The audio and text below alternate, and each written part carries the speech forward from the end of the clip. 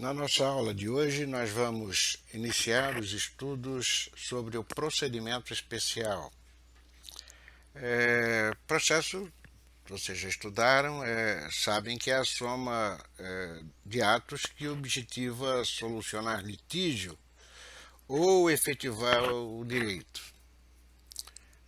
Procedimento é o caminho que esse processo se realiza através de atos sucessivos. Já o procedimento especial, excepcionalmente, em razão da pretensão deduzida, o processo pode mudar o modo de se formar e de se desenvolver.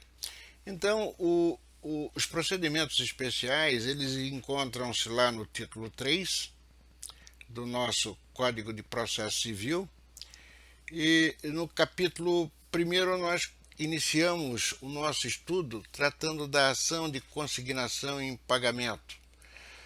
Todos os movimentos processuais, todas as figurinhas processuais que vamos estudar a partir de agora são procedimentos da mais elevada importância. Então, cada figurinha ela tem o seu papel de destaque no nosso cenário jurídico, e toda a atenção que possam ter a partir de agora é importante, porque vai ser o dia a dia de vocês após o término da graduação.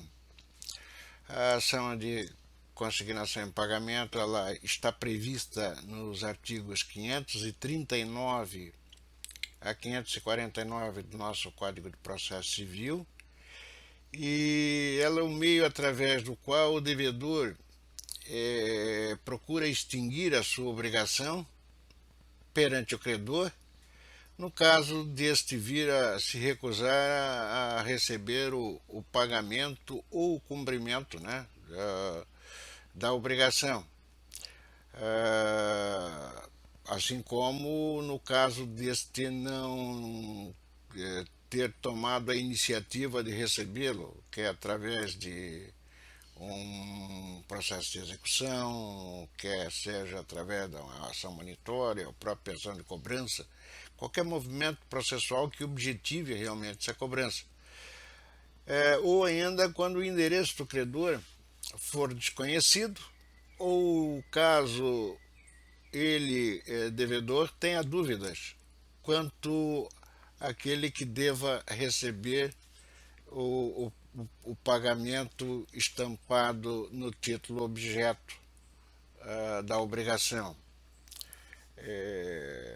Gostaria de lembrar que o pagamento é um direito do devedor.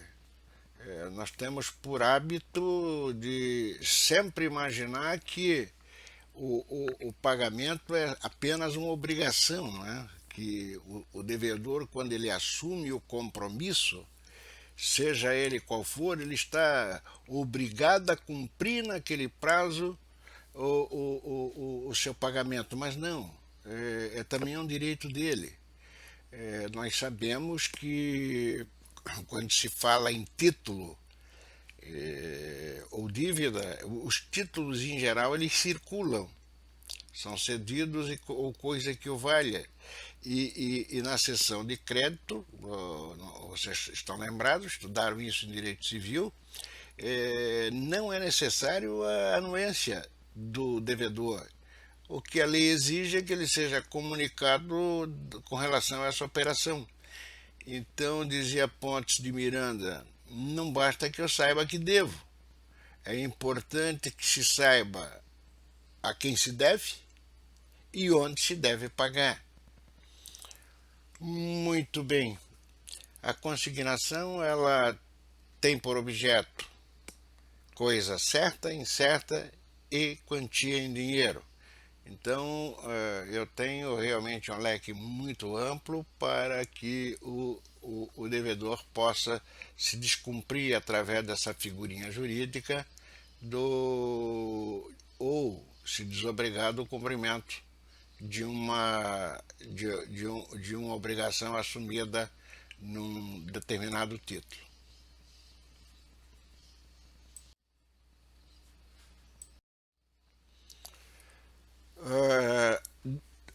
dívida líquida certa e exigível, né?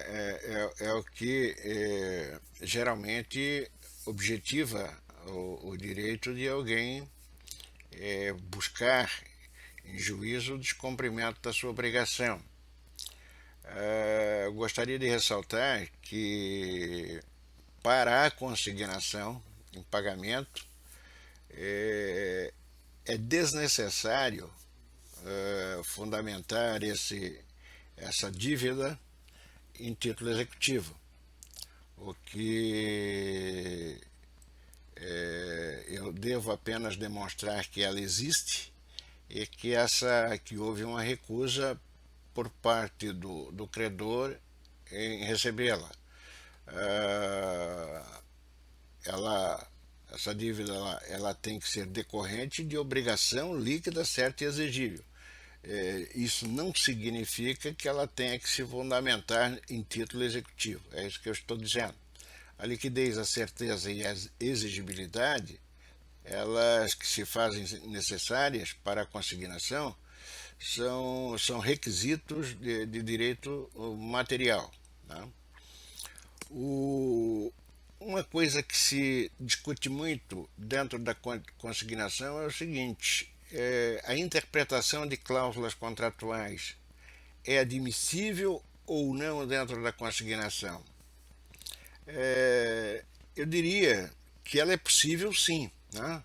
Mas essa discussão ela sempre está limitada porque tem que estar relativa sobre o débito e o seu respectivo valor. Ou seja, eu até posso discutir cláusula contratual dentro de uma consignação em pagamento, mas desde que essa discussão ela se limite a respeito do débito e o seu valor.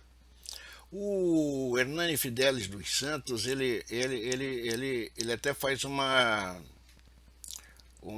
ele exemplifica bem esse quadro e essa situação. Por exemplo, o devedor, se ele pretender consignar uma importância prevista como cláusula de arrependimento, aquele contratinho de arras que vocês conhecem lá da compra e venda, que é um belo exemplo para tudo, né?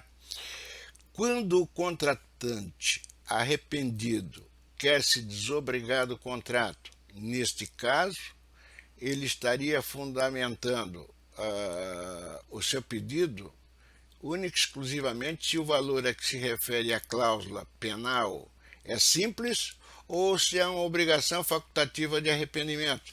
Ou seja, eu apenas vou discutir aonde eu vou me enquadrar o rompimento daquele contrato. Ou seja, se é uma cláusula penal simples, tá? Ou uma obrigação facultativa de arrependimento. Então, eu dependo do que está estampado dentro do contrato de arras, por exemplo, e vou discutir esse tipo de coisa. Uma outra situação que me vem à cabeça nesse momento é com relação a indexadores.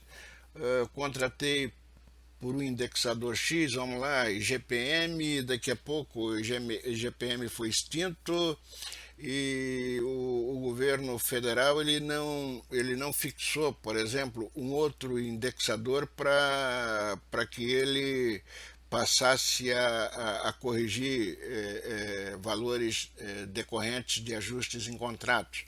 Então ficou a dúvida INPC, um outro índice qualquer. Então vem o credor e aplica um indexador que, óbvio, que seja muito mais interessante para ele. E na dúvida eu posso consignar esse valor e discutir dentro da consignação eventualmente as questões relativas à aplicação do indexador que eu entenda, eu devedor, que seja correto. Mas de qualquer maneira, observe, a interpretação, ou seja, a discussão de cláusula contratual dentro da consignação em pagamento, é o que eu quero que vocês entendam, ela está sempre limitada ao valor do débito, nada mais do que isso, ok? O requisito essencial para que a consignação possa ser interposta ou proposta é sempre a recusa do devedor, ou desculpe, a recusa do credor. Eu preciso demonstrar que houve recusa do credor no recebimento daqueles valores. É óbvio que alguém vai me dizer, mas como é que eu provo isso? Tecnicamente, fazendo a oferta judicial ou extrajudicial, conforme o caso, quando se tem a dificuldade, porque se não houve recusa, ele vai lá e recebe dentro do prazo legal sem problema nenhum. Lembro que a consignação, tá, ela é facultativa. Ela é um movimento processual facultativo cuja legitimidade cabe ao devedor. Ele tecnicamente não precisa consignar, ele não precisa oferecer o pagamento ao seu credor, exceto nos casos em que ele tenha dúvida a quem se deva pagar ou se por acaso o seu credor passou a residir em local incerto e não sabido. Aí ele disse, poxa, mas é uma faculdade. Bom, ele pode aguardar, por exemplo, a execução, ação de cobrança, coisa que o vale. Ele pode aguardar que o seu credor tome a iniciativa de realizar a cobrança. Agora, se ele tiver dúvidas, não tem essa facultatividade, ela desaparece, porque aí a consignação passa a ser um meio obrigatório para que ele possa se desobrigar desse pagamento.